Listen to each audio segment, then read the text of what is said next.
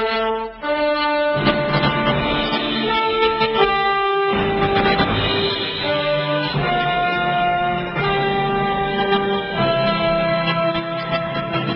is reporting that about 30 Syrian government fighters, they would be called soldiers. There's a term for them. They are soldiers. There are, in the Syrian proxy war, there are jihadists, which are fundamentalist Islamic mujahideen that are fighting the government, and the government forces are called soldiers.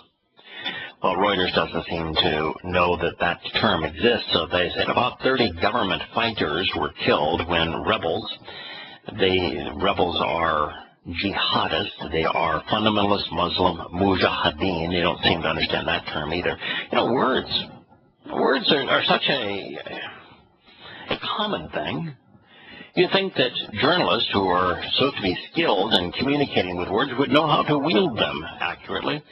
Anyway, the rebels set off a bomb in a tunnel beneath a checkpoint in northwestern province, an activist said. What's an activist? You're in the middle of a proxy war. It's called a civil war, but it's really a proxy war. You've got the consequence of the United States invading Iraq and giving Iraq to Iran, and the spread of influence of Shia Islam over Sunni Islam in a world that is 80% Sunni Islam, and the Sunni nations like Qatar and Saudi Arabia and Kuwait having a conniption fit. So you have a proxy war in Syria where a minority Shiite government is trying now to ward off the majority Sunni attacks. And what you come up with is activists? I mean, activists? Is a jihadist terrorist an activist? Or is a government fighter an activist? What's an activist? Is an activist someone who perpetrates harm or someone who tries to deflect harm? Or is an activist someone who is a pacifist and therefore not an activist and is actually just reporting on the harm being perpetrated by others? Your source is an activist. I mean, I don't even know how you'd have an activist in a country which is engaged in full-blown warfare and not have the activist actually be a participant, which would make them either a soldier or a jihadist. Well, videos and images posted by opposition supporters. Now, I guess we're talking about the Islamic jihadists. Online show a massive plume of smoke and the earth shooting into the air near a small town as men shouted, Allahu Akbar, to which, of course, they wrote in parentheses, God is greatest. Now, to their credit, they recognized that Akbar does not mean great. They recognize that it is a comparative term and means greatest. Now, it actually means older, bigger, and greatest. All of those are combined into Akbar. If you are the firstborn, you are Akbar, the oldest. If you are taller, you are Akbar, bigger. If you are more powerful, you are Akbar, greater. And that's what Akbar conveys. Just to their credit, maybe it's the first time I've ever seen Reuters actually write greatest as opposed to God is great. Now, why would I even care about that?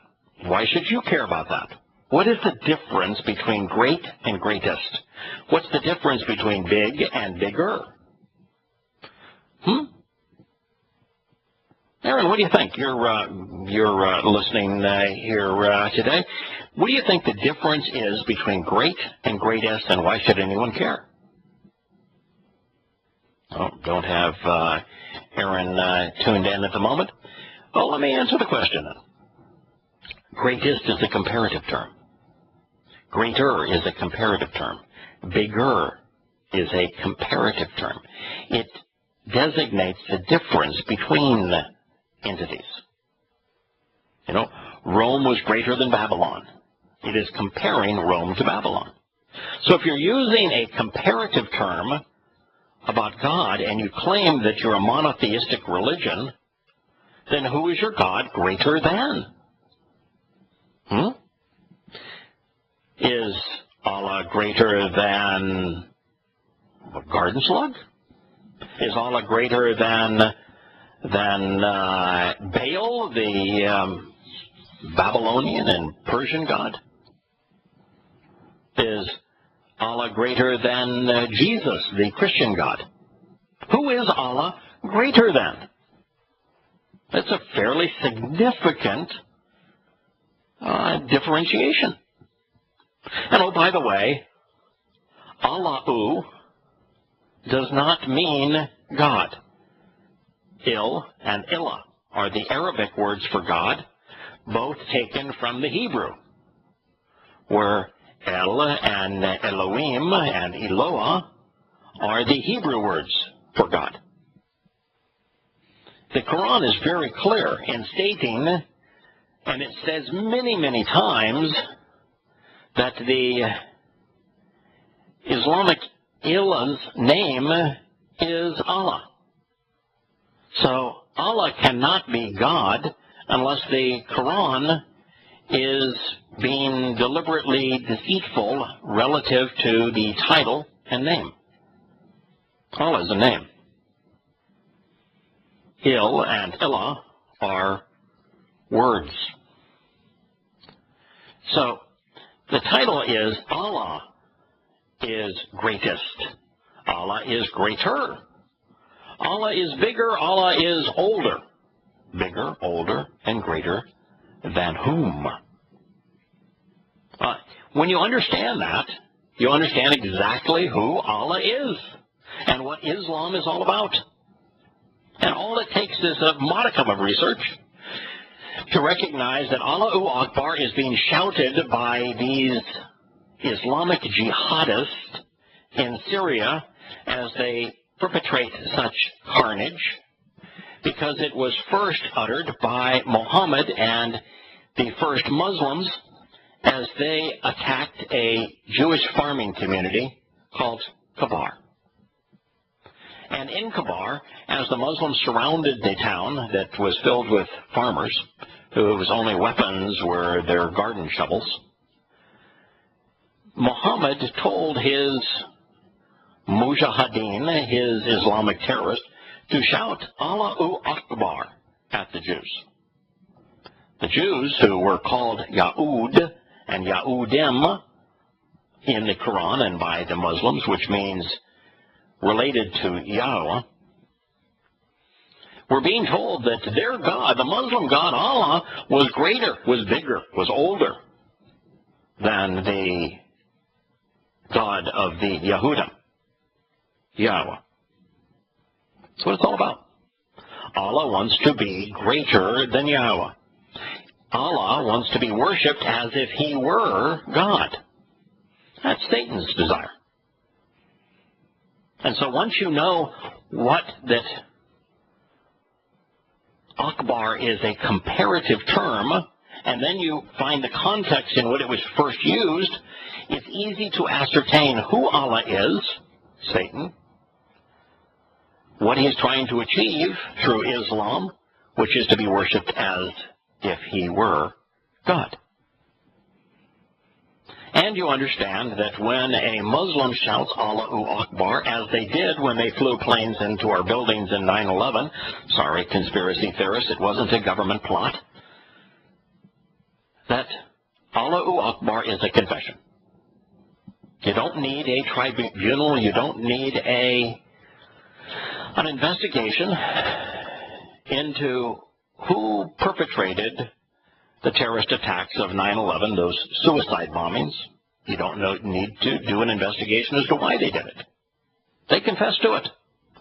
Allahu Akbar. It is amongst the most important statements to understand. It's called the Islamic prayer of fear. It is uttered by every Islamic terrorist before they detonate themselves or blow someone else into oblivion. when you understand it, when you are knowledgeable, when you shed your ignorance and actually begin to logically make the connections and come to understand what it means, then the world changes for you. You gain perspective. You gain the power that comes along with understanding. And that's why we talk about the news in this segment of the program. There was a single knife-wielding assailant who wounded 6 people today in an attack in a railway station in China's southern cities. Police say that the individual was an Islamic jihadist. It doesn't matter where in the world these individuals are. Their race is irrelevant.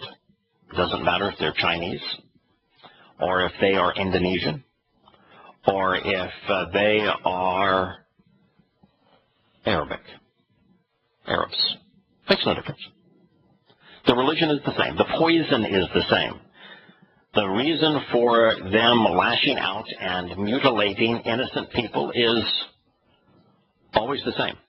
And it will continue to happen. Whether it's Muslims mutilating their own little girls, or it's Muslims mutilating all who aren't Muslims, it will continue until more people come to understand what Allahu Akbar means, why it was said, and who it was spoken of. Dateline, Los Angeles. There was a protest. Somebody actually, but for incomplete reasons, actually did the right thing. In West Los Angeles, suburbs of Beverly Hills, might actually be in Beverly Hills, a number of charities decided that they were not going to hold their fundraisers at the Beverly Hills Hotel. I've been to the Beverly Hills Hotel. Kind of an old, tired building now. It was old and tired back in the times that I attended functions there. It's really old and tired now. And yet it's got a fine location. Why do you suppose that the charities that is scheduled to hold fundraisers at the Beverly Hills Hotel would cancel them? And why is that news? Well, perhaps it's because the Beverly Hills Hotel is owned by the Sultan of Brunei, who has decided to impose Sharia law. We'll be back in a moment.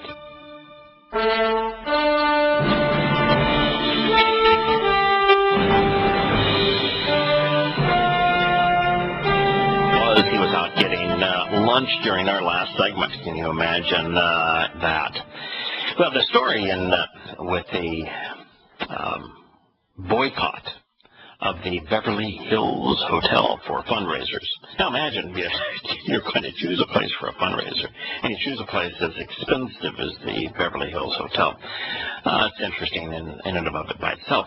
Now, you think the protesters are saying, well, Sharia law promotes terrorism, so we ought not go. Sharia law is the fundamental basis of Islam, so we ought to not have our charity here because it's owned by an advocate of Islam and the Sultan of Brunei. Nope. It's because the Sharia law leads to the mutilation of tens of millions of little girls, to the kidnap of little girls, to the rape of women around the world. And that we ought not attend because Sharia law is promoting rape and genital mutilation of little girls. Nope, that wasn't the reason either. How about that there's a direct correlation between Sharia law and 99% of terrorist acts worldwide? Nope. Maybe it's the fact that Sharia law impoverishes the people. Nope. Why were they in West Los Angeles, in Beverly Hills, unwilling to go to and hold their charity at the Beverly Hills Hotel because of the Sultan of Brunei imposing Sharia law in his little fiefdom? Well, because it's opposed to homosexual sex. That was the reason. Because it's opposed to homosexual sex. That's the only reason. Tells you a lot, doesn't it? Well, the Supreme Court produced a ruling that 5-4 decision, so split decision, that I was just dumbfounded. They voted 5-4 in favor of allowing Christian prayer at public meetings. Yep, the essence of the Supreme Court, Justice Anthony Kennedy's advice for atheists and others who object to sectarian, well, we just call it spade, Christian prayers before government meetings is to walk out. Just don't listen. You have to endure it. The 5-4 decision, written by Supreme Court Justice Kennedy,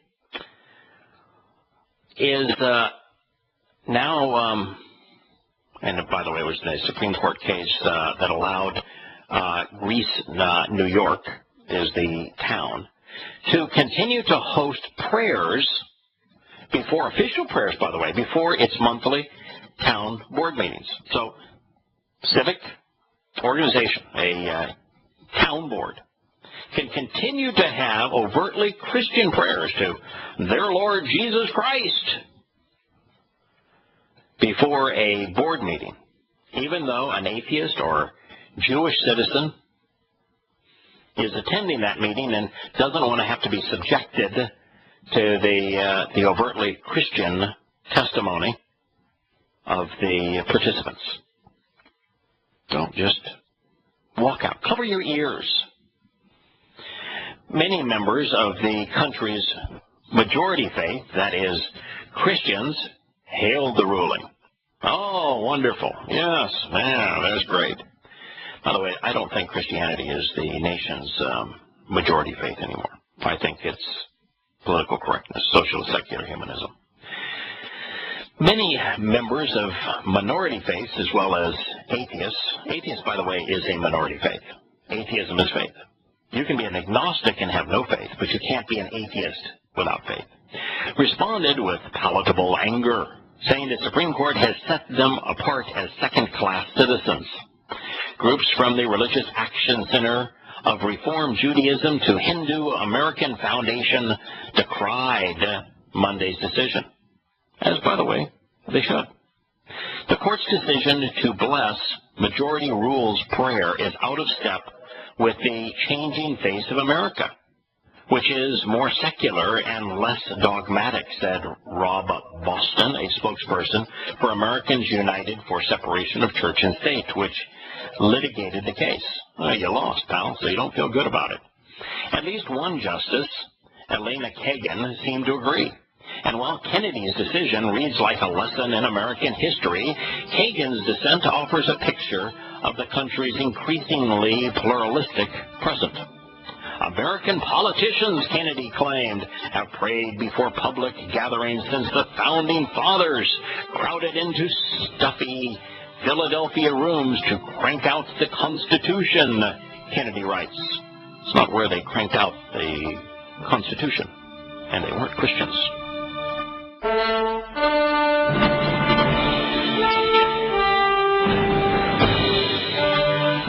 Welcome back to Shattering This. The article presents this rebuttal, I guess, to Kennedy, who says that American politicians prayed before public gatherings since the Founding Fathers crowded into that stuffy Philadelphia room to crank out the Constitution. That's not where they cranked it out, by the way. It's a group of Virginians that got together to write the U.S. Constitution, with Madison and Monroe leading the charge. This article says the inaugural and emphatically Christian prayer at the First Continental Congress was delivered by an Anglican minister who overcame objections from the assembled Quakers, Anabaptists, and Presbyterians. Now, that's really funny in a way. Here you've got a country that is saying that we don't want to be part of the British Empire anymore. We don't want to show our allegiance to the King of England. And yet the King of England is the head of the Anglican Church. All the Anglican Church is a British version of Catholicism. The Catholics didn't much like the fact that the Pope wouldn't appease them, and it happened to be over adultery. And so they said, okay, well, the heck with you. We'll form our own Catholic Church, exactly the same religion, but we're going to say that our king is the Pope as opposed to you, Pope. And so here you've got the very religion that imposes the royalty upon the British citizens and the British royalty system upon the colonies, the Anglican Church. And you've got an Anglican minister that is leading the official prayer at the first Constitutional Congress. Oh, my goodness. I mean, it's just unbelievably stupid. And, of course, the Quakers and the Anabaptists and the Presbyterians all objected. The Freemasons, by the way, which were really in charge of the Constitution, didn't seem to care, because Freemasonry is sort of an amalgamation of religions. Kennedy said the prayer united the mostly Christian founding fathers, and the rest is history. Well, the fact is that America's founding fathers weren't mostly Christian.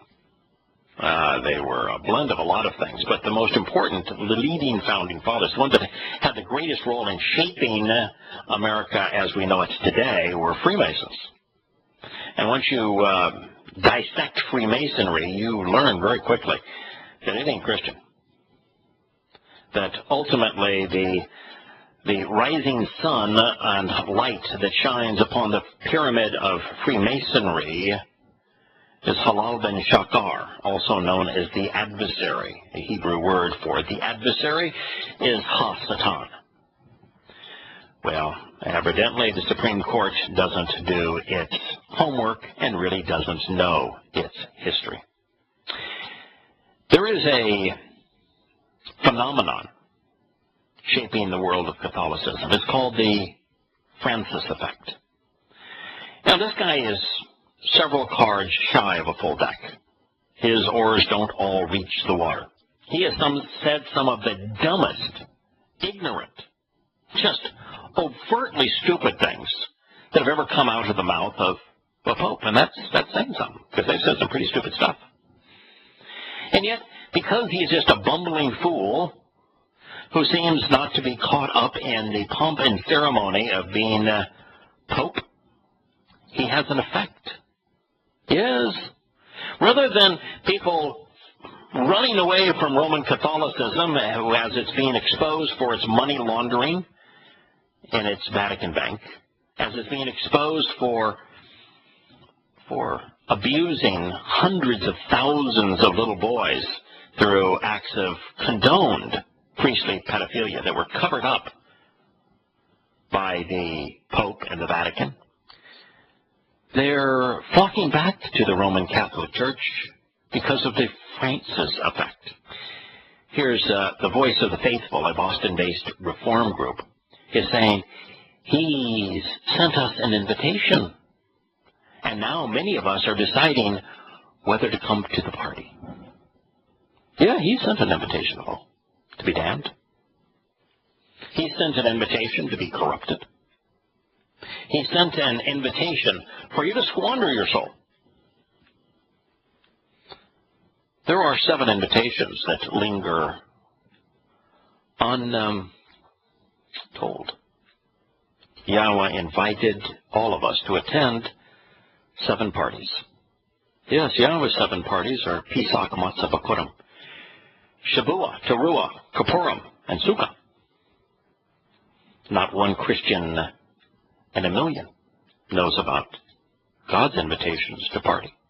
The Hebrew word chog is associated with them. They are festival feasts. They are parties, grand celebrations of our relationship with God. And yet they're ignored. And because a buffoon is popular, because he's just one of the guys, that Catholics think, oh, we've been invited to a party. He's throwing a party for us. Let's attend. Oh my, how easy people are fooled. It becomes a cult of personality. This article is from CNN. It begins 1 year ago this month. Boko Haram's leader, Abu Bakr Shaku. Abu Bakr is interesting. Abu is an endearing term, and in Islam it was applied to a fellow named Baker. Most people have no idea who Abu Bakr is, but Abu Bakr is, to a large degree, why Islam exists. When Muhammad was just muttering foolishness, when all he was doing was spewing out plagiarized material from Hanifs, which were polytheists in Yemen, and stealing their poetry while trying to satiate his desire for sex, power, and money. Abu Bakr was the only man amongst the Quraysh tribes there in Mecca that decided that, you know, maybe I could make a buck if I side with this loon. And he did. And to endear himself to Muhammad, he not only pledged money that enabled Muhammad to have his own private armies, similar to what George Prescott Bush and what Walker did relative to George Herbert Walker did relative to Adolf Hitler with the brown shirts.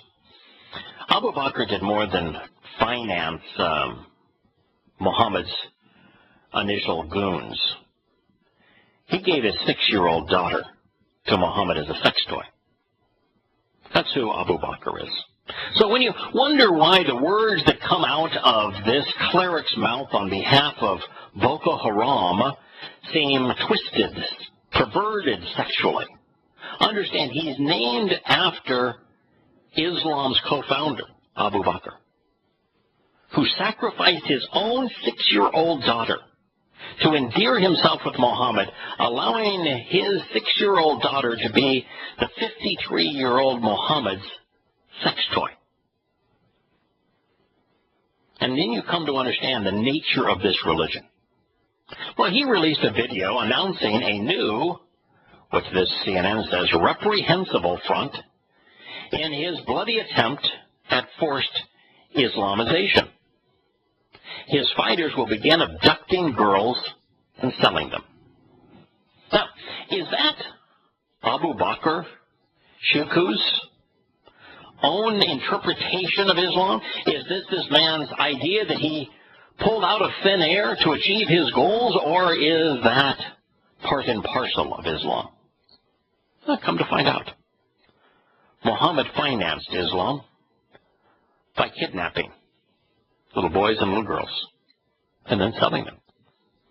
He then, when he couldn't kidnap and find enough individual buyers for kidnapped victims, he began to enslave little boys and girls and sold them. Muhammad actually created a religion based on the idea that men could have sex with their captive slaves, that it was okay, in fact, it was good for them to be terrorists, and then to satiate their carnal desires with the children that they captured as they would perpetrate these grotesque acts of terrorism. The Quran itself affirms this. The Hadith says it in no uncertain terms. He's using Sharia law to impose Sharia law. You see, in Sharia law, kidnapping is good. Getting ransom from a kidnapped victim in Sharia law is good. Raping little girls in Sharia law is good. So he's using Sharia law to impose Sharia law. Now, if you don't think rape and pedophilia and kidnap and enslaving little children is good, then you ought to be opposed to Sharia law and opposed to Islam. Now, Abu Bakr said that the kidnappings were in retaliation for Nigerian security forces nabbing the wives and children of group members. Now, do I believe that the Nigerian security forces are reprehensible? Yeah, I do. Yeah, I've read many accounts where they've been vicious. But are they deliberately kidnapping the wives and children of Boko Haram members? Nah, not a chance. But when does telling the truth ever become part of the agenda of a religious group? Never been important to a religious group. So they justify their abuse by saying, well, we were abused first. Now, I want to ask you a question. If you're a moral individual, let's say it really happened. Let's say that the government, through its police, directed its police to kidnap the boys and girls of fundamentalist Muslims. And innocent fundamentalist Muslims, just Muslims who were just trying to be good Muslims. And that the government somehow conspired with the police to kidnap their children. How would, and you view that as bad, how would kidnapping the children of innocent people that had nothing to do with the government be good? How do one relate to the other? How do you go from, it was wrong for them to kidnap my children, but it's right for me to kidnap someone else's children who had nothing to do with it?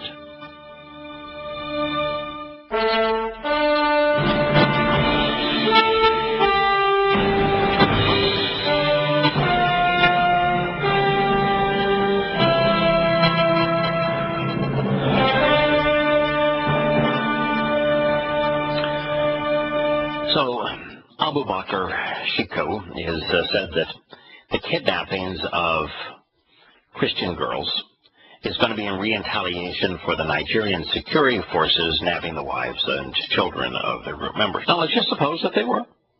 I don't think they are, but let's suppose that they were. How would taking the children of a group unrelated to the government be justified? If you say kidnapping isn't good, they shouldn't be doing that, then why are you doing it? And why are you doing it not to the security forces, but instead to innocent bystanders? And if kidnapping is good, then why are you upset that they took your children? I mean, there's no way to make any sense of this. This is the problem of religion. It causes people to be irrational. And it's ubiquitous. It's not just true of Islam. It's true of most every religion.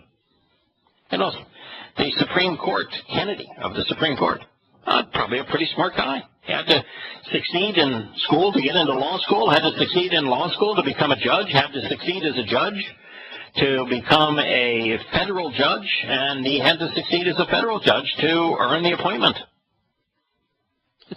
His romp through American history was stupid, but he's religious. Anyway, this is said that something has changed now, according to CNN.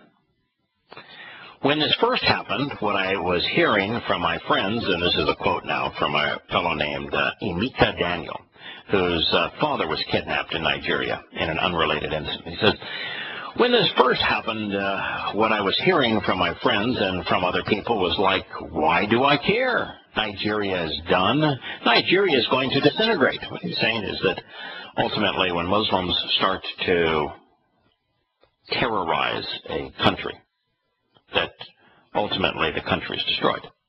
And that's largely true. Islam isn't able to conquer something and then to transform it into something good, but they're very good at killing and destroying. He said, I refuse to believe that. We can't let this be the new normal. But that's what the world is doing. The new normal is to give up rights and to live in a world full of terrorists.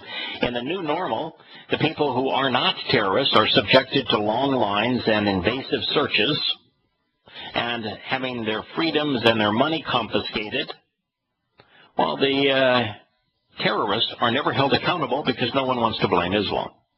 That's the new normal. So here we are. In this particular article wants to provide 6 reasons why the Boko Haram abductions, the repugnant message its leader has released this week, and Nigeria's inadequate response should matter to the rest of the world. Should matter, but doesn't matter. You know, the charities that were scheduled to host their events in the Beverly Hills Hotel didn't say, we're not coming here because it is Sharia law that is being imposed by the owner of this hotel, the Sultan of Brunei, that is responsible for the kidnap, abduction, and rape of little girls. No, it didn't matter to them. So anyway, this is the 6 reasons that, now we're not going to go through all 6 of them, that these abductions by Boko Haram, not Islam, should be of concern. First was, just imagine if 276 girls had been kidnapped in the United States, the response would be outrage and a forceful demand for a response. You know, look at the Boston bombings and the marathon. You know, it's about that number of people were either killed or, not about 3 people were killed, but about that number were mutilated. And yet, no one seemed to care that Islam was responsible. Oh, all sorts of manner of blame, but no one wanted to point the finger at Islam. So I'm not even sure what it mattered where it took place. This one says, as borders become more irrelevant for terrorists, the whole world needs to take notice of the likes of Boko Haram. Well, why don't we begin by using our words correctly? As borders become irrelevant for Islamic terrorists, the world needs to take notice of the likes of Islam. Wouldn't that make sense? We need to take ownership as if this happened in Chicago or if this happened in Washington, D.C., said Nicole Lee, outgoing president of the Trans-Africa Forum. We need to be talking about this. We need to make sure that our government is helping in any way that we can. But CARE, the Organization for American Islamic Cooperation, won't even allow it to be discussed.